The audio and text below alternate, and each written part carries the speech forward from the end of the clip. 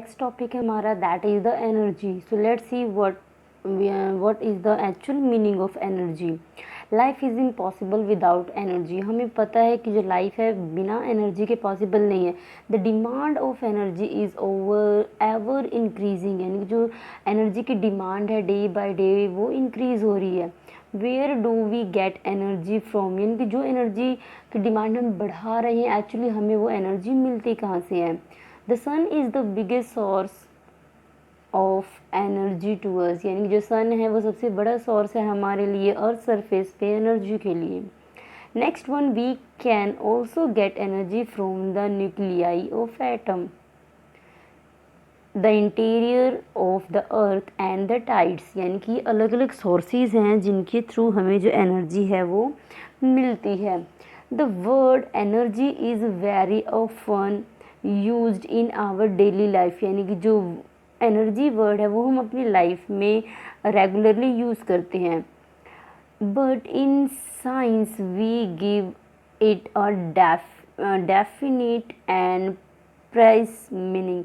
यानी कि जो एनर्जी है वो बेशक हम अपनी डेली लाइफ में यूज़ करते हैं इस वर्ड को, बट साइंटिफिकली इसका एक स्पेसिफिक मीनिंग होता है.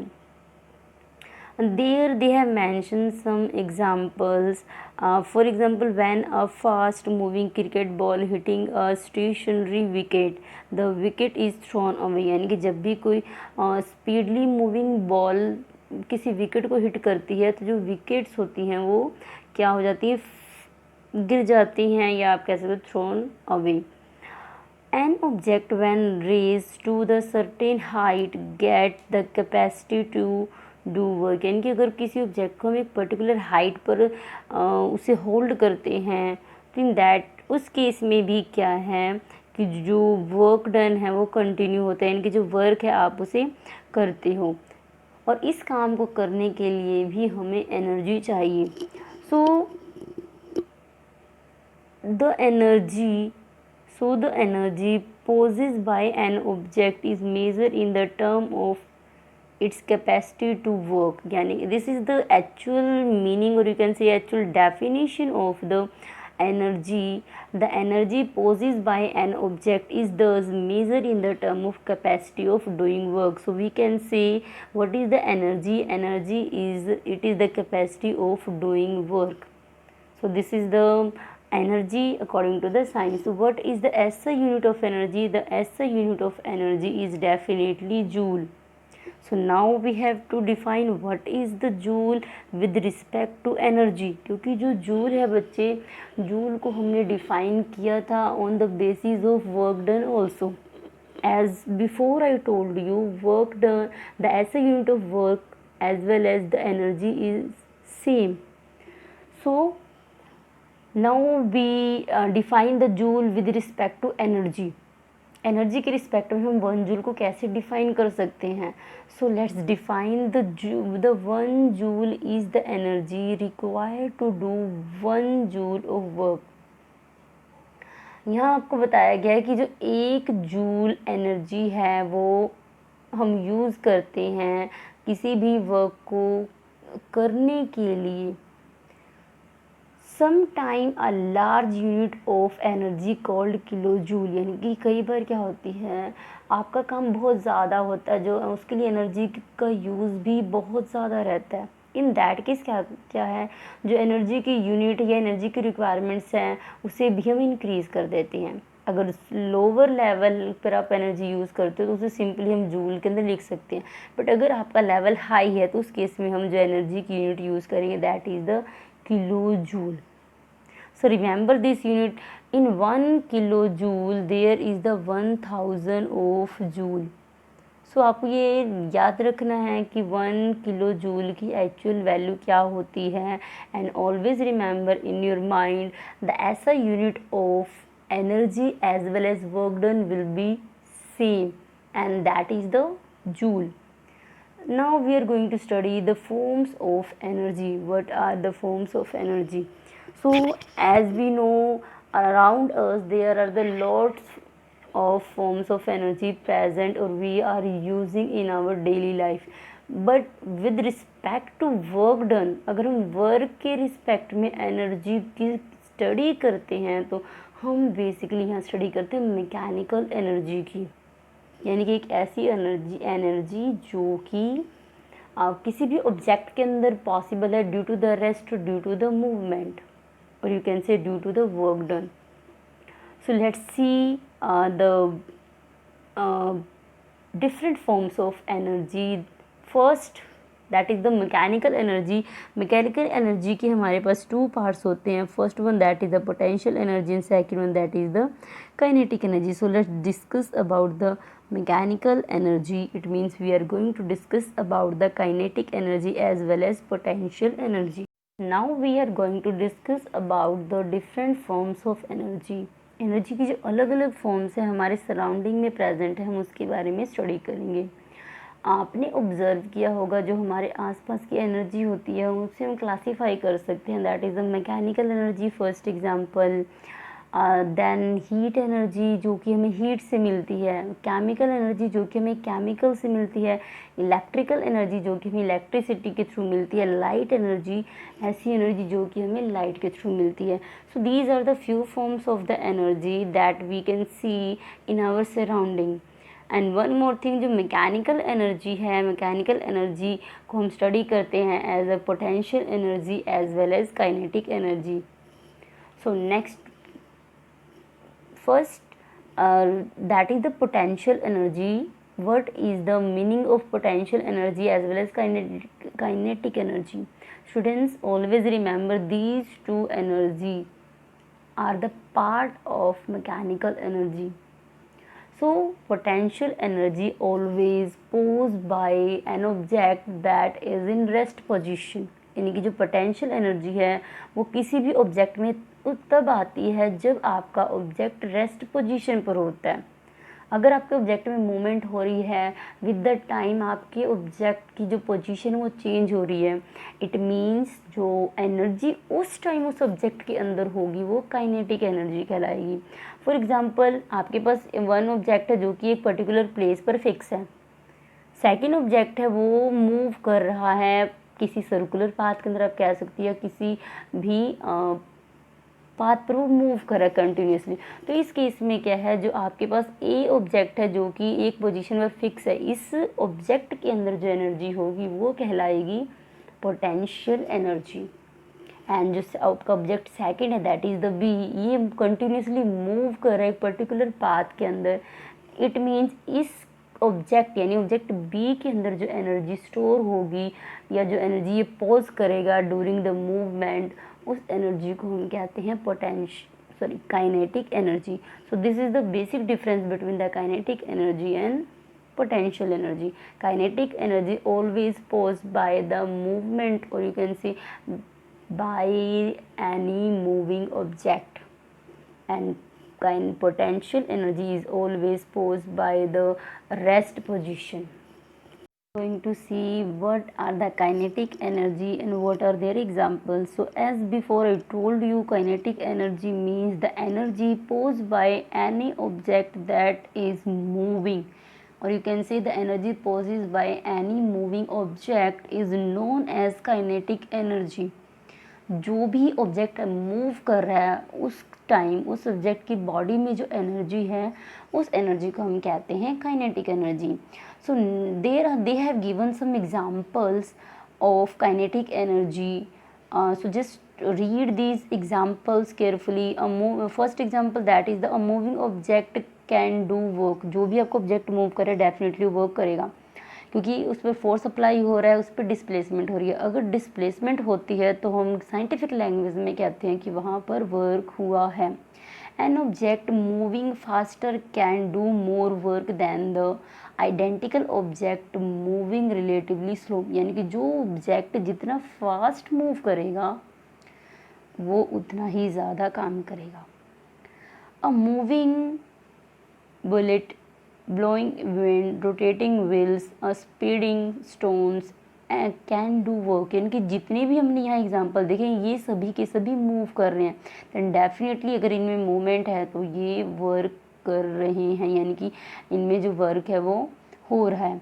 Next one, there is a falling coconut, a speeding car, rolling stone, flying aircraft, flowing water, blowing wind, or running athletes possess kinetic energy. In short, kinetic energy is the energy possessed by an object due to its motion.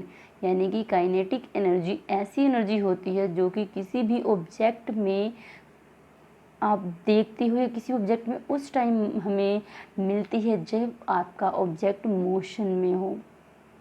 So this is the definition of the kinetic energy. Next one, that is the and definitely now we are going to study about how to drive the kinetic energy formula by using the work done equation. So students, as you have remember, there is the equation v square minus u square is equal to 2as. In this case, v square is the final velocity, u square is the initial velocity, a is equal to acceleration, and s is the represent to displacement. And this is the third equation of the motion that we have already studied in chapter 8, motion. So by using this formula we can find out the value of s. v square minus u square is equal to 2as. So what we have do, v square minus u square divide by, जो आपके पास ये 2a की value से आप नीचे ले आओ, आपके पास यहाँ बच जाएगा s. इट मीन्स जो डिस्प्लेसमेंट है आप उसे फाइंड आउट कर सकते हैं by using this formula. Next formula है बच्चे आपके पास जो कि हमने डेवलप किया है बाय द फोर्स. हमें पता है जो फोर्स है, फोर्स को आप कैसे निकाल सकते हो, फोर्स को हम निकाल सकते हैं, जो फोर्स को कैलकुलेट करने का फॉर्मूला होता है मास इनटू एक्सेलरेशन. आपका जो भी ऑब्जेक्ट है उसका मास कितना है और कितना एक्सेलरेट कर रहा है, यानी कि कितनी उसकी जो वेलोसिटी है उसमें चेंजेस आ रहे हैं. So these two formula, first one that is the third equation of the motion, and next formula from the force. This is the both equation or both values we are putting in the formula of work done. So let's see what is the formula of work done. W is equal to force into displacement. So by using this formula we put the value of force, it means mass into acceleration, and by using this formula we can write here the value of s. So this is the written, और you can see यहाँ पर आपको दिया गया है कि जो value है w की, यानी कि जो वर्क डन है w is equal to force into displacement. यहाँ पर फोर्स की वैल्यू को फिल किया गया है और यहाँ डिस्प्लेसमेंट की वैल्यू को फिल करने के बाद हमें जो इक्वेशन मिलेगी वो होगी आपके पास ये. It means w is equal to M A multiply V square minus U square divide by the 2a. अब यहाँ क्या है बच्चे, यहाँ पर जो आपके पास एक्सेलरेशन है वो कैंसिल हो जाएगा, जो आपके पास नीचे वैल्यू दी गई है 2a एज ए एक्सेलरेशन. तो आपके पास बच क्या जाता है, हमारे पास जो इक्वेशन आती है वो आती है w is equal to half M V square minus U square. तो ये आपकी इक्वेशन बच जाती है. जो ये सेकंड यहाँ पर जो हाफ था बच्चे, इस हाफ को हम क्या करते हैं, वन फ्रंट में लिख देते हैं. इस हाफ को फ्रंट में लिखने के बाद आपके पास बचेगा क्या, मास. एक्सेलरेशन को ऑलरेडी आपने कट कर दिया है और लास्ट में आपके पास बचता है V square minus U square. तो इस फॉर्मूले को यहाँ पर इस तरह से रिप्रेजेंट किया गया है. नेक्स्ट, अगर आपका ऑब्जेक्ट मूव कर रहा है, यानी कि अगर आपका ऑब्जेक्ट स्टार्टिंग पोजीशन से मूव करना स्टार्ट करता है, तो जो स्टार्टिंग पोजीशन अगर उसकी रेस्ट पोजीशन है, स्टेशनरी है आपका ऑब्जेक्ट, यानी कि वो किसी प्लेस पर फिक्स था, तो उस केस में जो u की वैल्यू है वो 0 हो जाएगी. तो आप इस इक्वेशन में u की वैल्यू 0 पुट कर दोगे, और जैसे ही आप यहाँ u की वैल्यू 0 पुट करोगे आपको ओवरऑल जो इक्वेशन मिलेगी वो मिलेगी w is equal to half M V square. Next, Thus, the kinetic energy posed by an object of mass m and moving with the uniform velocity v is equal to half M V square. यानी कि अगर आपका object move कर रहा है with the velocity v and it possess mass m, तो यहाँ पर जो काइनेटिक एनर्जी होगी आपके ऑब्जेक्ट की, आप उसे लिख सकते हो K E is equal to half M V square, या फिर आप इसे काइनेटिक एनर्जी आपकी के ई भी लिख सकते हो, K E is equal to half M V square. So m means mass of that object and v is the velocity by which that object is moving. So this is the equation that we have derived from the work done, because that based on the kinetic energy. So example number 11.3, an object of mass 15 kg, आपके object का जो मास है 15 kg है, उसकी जो uniform velocity है यानी कि जो एक्सेलरेशन यहाँ पर आपको यहाँ वेलोसिटी बताई गई है, दैट इज़ द 4 मीटर पर सेकेंड। सो आपको फाइंड आउट क्या करना है, काइनेटिक एनर्जी। तो काइनेटिक एनर्जी निकालने के लिए हमें हमारी काइनेटिक एनर्जी का फॉर्मूला लिखना होगा, that is the kinetic energy is equal to half M V square. आपको कुछ नहीं करना, आपको सिर्फ इस फॉर्मूले में इसकी वैल्यू को पुट करना है। मास आपके पास कितना है 15 kg, आप यहाँ 15 kg फिल कर दोगे। वेलोसिटी कितनी है 4 है, वेलोसिटी का स्क्वायर है तो आप इसको स्क्वायर कर दोगे। उसके बाद आप इसे कैलकुलेट करके यहाँ पर जो एनर्जी यूज़ हो रही है आप उसे फाइंड आउट कर सकते हो। So the energy use by that object will be 120 joule. Second numerical, that is what is work to be done to increase the velocity of a car from the 30 km per hour to 60 km per hour if the mass of car is 1500 kg, sorry 1500 kg। आपको बताना है कि यहाँ पर work done कितना होगा अगर आपके पास जो ऑब्जेक्ट है एज अ ऑब्जेक्ट यहाँ आपको कार मिली है, तो कार का जो मास है वो है 1500 kg और इसकी जो वेलोसिटी में चेंज आ रहा है वो है 30 किलोमीटर टू 60 किलोमीटर। तो यहाँ पर वेलोसिटी आपकी चेंज हो रही है, प्लस यहाँ पर जो आपको टाइम जो वेलोसिटी दी गई है बच्चे वो आपको किलोमीटर पर आवर में दी गई है। तो किलोमीटर पर आवर को सबसे पहले हम चेंज करेंगे मीटर पर सेकेंड में। सो मीटर पर सेकेंड में जब आप चेंज करोगे इट मीन्स आपके पास 30 है इन किलोमीटर पर आवर। तो किलोमीटर को मीटर में चेंज करने के लिए हम इसे 1000 से मल्टीप्लाई कर देंगे, because 1 kilometre is equal to 1000 metre. So हम यहाँ किलोमीटर की वैल्यू को चेंज कर देंगे इन मीटर एंड आफ्टरवर्ड आपको क्या करना है, जो टाइम है, time means 1 our.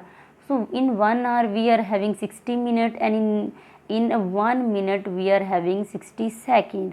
So in 1 hour total number of seconds are 3600 seconds.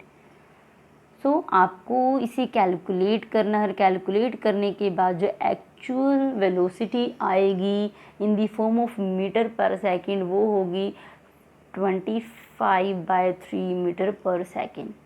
Same ऐसे ही आपको जो फाइनल वेलोसिटी है यानी कि जो 60 किलोमीटर पर आ रहा है उसे भी चेंज करना है और इसको आप बिल्कुल ऐसे ही चेंज करोगे। सिर्फ डिफरेंस क्या होगा, यहाँ आपने 30 लिखा है, इस केस में वहाँ आप 60 लिख दोगे, आप ऑटोमेटिकली फिर से चेंज कर पाओगे। तो यहाँ चेंज करने के बाद अब हमें वर्क डन निकालना है, बट यहाँ पर हमारे पास वर्क डन को जो बेसिक फार्मूला है हमने पढ़ा है वर्क डन का, वो है force into displacement. This is the formula. पर यहाँ आपको फोर्स नहीं दिया गया है ना डिस्प्लेसमेंट दिया गया है, फिर आप वर्क डन कैसे निकालोगे? If you remember then work done is equal to energy. So आप यहाँ पर एनर्जी का फॉर्मूला यूज़ कर सकते हो, एनर्जी निकाल सकते हो, क्योंकि आपकी जो एनर्जी है वो वर्क डन के बराबर ही होगी। सो हमने यहाँ फॉर्मूला पुट किया है काइनेटिक एनर्जी का, क्योंकि आपका ऑब्जेक्ट मूव कर रहा है। सो काइनेटिक एनर्जी का हमने फॉर्मूला लगाया है मास इंटू काइनेटिक एनर्जी का फॉर्मूला लगाया है हाफ एम वी स्क्वायर।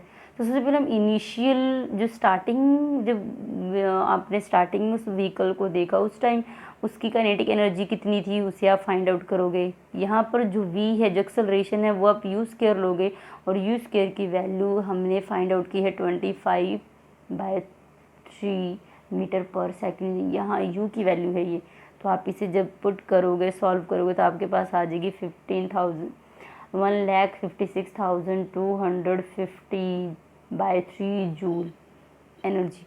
ये इनिशियल है, यानी कि स्टार्टिंग है, स्टार्टिंग काइनेटिक एनर्जी ये है। सेम आप फाइनल निकालोगे और इनिशियल और फाइनल के अंदर आप क्या करोगे, आप माइनस कर दोगे जो आपके पास फाइनल वेलोसिटी है, जो फाइनल एनर्जी है, उसमें से इनिशियल एनर्जी की वैल्यू माइनस कर दोगे तो आपको आपका आंसर मिल जाएगा। तो ये दो सिंपल न्यूमेरिकल्स है जो कि बेस्ड है आपके काइनेटिक एनर्जी पर।